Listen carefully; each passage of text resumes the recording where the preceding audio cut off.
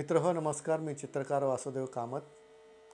मोगरा फुलला या चित्रमालिकेमध्ये एक एक चित्र कसं साकार होत गेलं हे तुमच्याशी संवाद साधता साधता ते व्यक्त व्हावं म्हणून मी विचार करू लागलो की माझ्या चित्रकलेच्या कारकिर्दीमध्ये खरी चित्रकला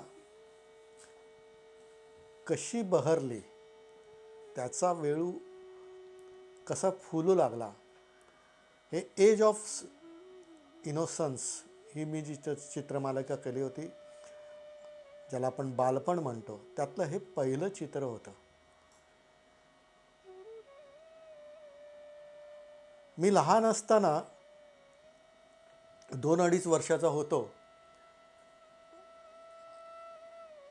त्यावेळी साहजिकच लहान मुलं रडायला लागली, चिडचिड करू लागली की त्याला काहीतरी खाऊ दिलं जातो, एखादं खेळणं दिलं जातं.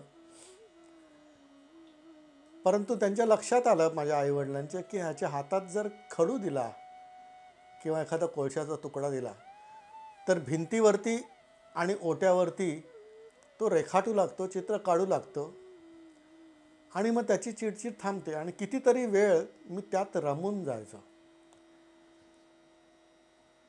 मी 2.5 वर्षाचा असताना काय चित्र काढत होतो हे जरी मला आठवत नसलं तरी पण मी भिंतीवर चित्र जी काढायचो ती मला आजही आठवतात.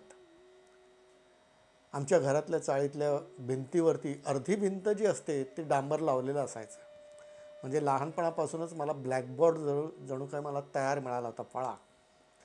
त्याच्यावरती मी आडव्या उभ्या रेषांनी रेलगाडी, मोटार यांची मी चित्र काढायचो. मला त्याचं विशेष आकर्षण असायचं. लांबच लांब खडूच्या आडव्या रेषा करायच्या, उभ्या रेषांनी त्यांना छेद द्यायचे, खाली पटरी किंवा गाडीचे रूळ दाखवायचे आणि नंतर त्या चित्राकडे बघून काहीतरी एक असा विचित्र असा आवाज काढत मी बसायचो, अशी माझी मावशी म्हणायची. मावशी म्हणाली की त्या वासुदेवला काय झालेलं आहे, म्हणजे मी काहीतरी आवाज काढतोय आणि नुसता डोलत बसलेलो आहे, तर नेमकं काय झालं. तर आई म्हणाली काय नाही, तो की नाही त्यांनी गाडीचं चित्र काढलं ना, त्या गाडीत बसलाय तो म्हणून तो. मग मलाही विचारलं की वासुदेव तू काय काय करतोयस. तर मी म्हटलं कूक गाडी काढली, मी कूक गाडी काढली. म्हणजे गाडीचा जो हॉर्न असतो तो आवाज मी करून दाखवत असे. आता ह्या चित्रामध्ये म्हणजे एज ऑफ इनोसन्स ह्याच्यामध्ये पहिलं चित्र हे रंगवताना कसं केलं असेल तर ज्यावेळी लहान मुलं अंगणामध्ये धावत इंजिन गाडी खेळत असतात, म्हणजे एकमेका समोरच्याचा शर्ट किंवा समोरच्याचा बेल्ट असा धरायचा आणि आवाज काढत ते गाडी खेळत असतात, त्यांच्यामध्ये स्वतःसुद्धा खेळण्याऐवजी माझी रेलगाडी मात्र घरातल्या भिंतीवरती आणि ओटावरती साकार होत होती. आणि ह्या ओट्यावर साकार झालेल्या चित्रामध्ये मला खरी इंजिन गाडी दिसत असे. म्हणजे तुम्हाला सांगतो की ह्या चित्रात प्रत्यक्ष इंजिन गाडी भिंतीवर कशा प्रकारे साकार होत होती हे वास्तव आणि माझं प्रकटीकरण हे एकत्र तुम्हाला पाहायला दिसेल.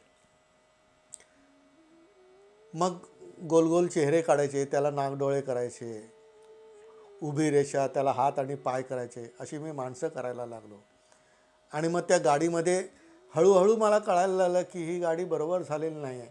तर माझ्या आईला किंवा आजीला मी म्हणायचो की या गाडीत बसू नका, ही तुटलेली गाडी आहे, ही गाडी चांगली आहे, या गाडीत बसा. हा माझा संवादसुद्धा माझ्या चित्राबरोबर माझ्या अवतीभोवती असलेल्या घरातल्या व्यक्तीबरोबर चालू असायचा. मुलं लहानपणीच चित्र काढायला सुरुवात करतात. खरं तर मी काही वेळा अनेक ठिकाणी माझ्या वक्तव्यामध्ये सांगत असतो की जन्माला येणारा प्रत्येकजण चित्रकार म्हणूनच जन्माला येतो. म्हणजे त्याच्या हातामध्ये पहिल्यांदा खडू, पेन्सिल, पेन जे काही लिहिण्याचं साधन येत असतं त्यावेळी तो पहिल्यांदा रेषा आणि आकारच काढत असतो. पण जसजसं मुळाक्षर गिरवायला लागला त्यानंतर मात्र तो ह्या चित्रकलेपासून लांब जायला लागतो. जो लांब जात नाही ना तो चित्रकार किंवा शिल्पकार होत असतो. लहान मुलं चित्र काढत असतात, त्यांना भिंतीवरती चित्र काढायला आवडतात, त्यांना प्रोत्साहन दिलं पाहिजे. परंतु अनेक वेळा असंच दिसून येतं, अभ्यास कर, गणिताचा पेपर आहे, अभ्यास कर, इतिहासाचा पेपर आहे, चित्र काढू नकोस असं सांगितलं जातं.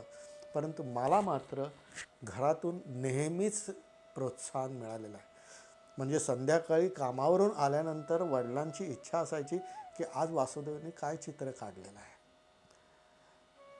आज वासुदेवच्या घरातल्या भिंतीवर कुठली गाडी धावते आहे, म्हणून शेजारी पाजारी पण येऊन बघायचे.